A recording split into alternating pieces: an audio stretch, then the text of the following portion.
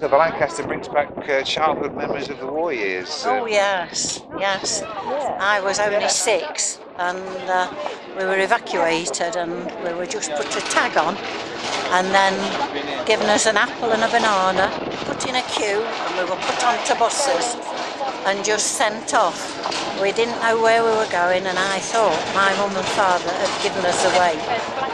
And I was so upset and there was no telephones and I didn't know for weeks where, you know, if they were coming to fetch me back or anything.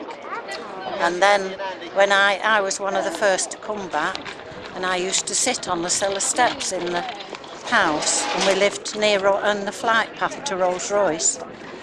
And when I was sitting down one night and with my grandma on the steps and a bomb dropped in the street and the tin bath in the cellar dropped off the wall. And my sister, who was in the WAFs, she was home on leave and she wouldn't get up.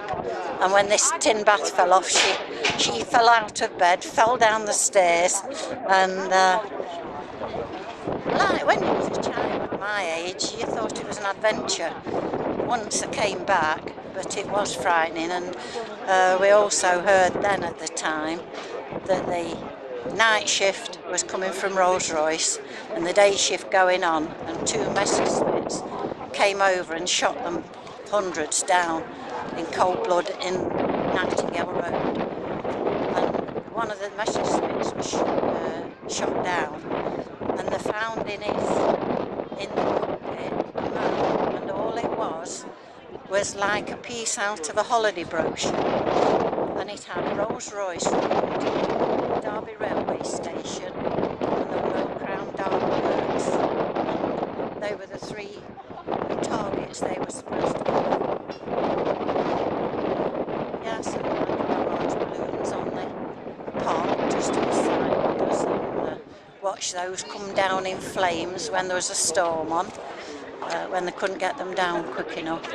But it was a terrifying experience for children because nobody told us what was happening. We were just sent away.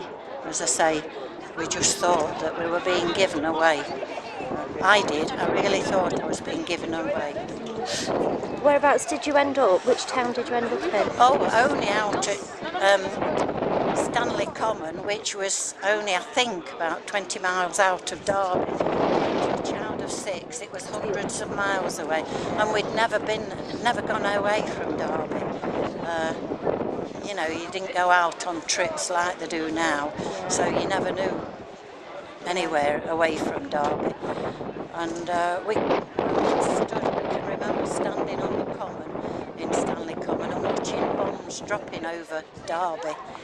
There was a lot of bombs dropped in Derby, and say the night I sat on the cellar steps, it was 3 doors away that a house got bombed. And we arrived at our destination for when we were evacuated.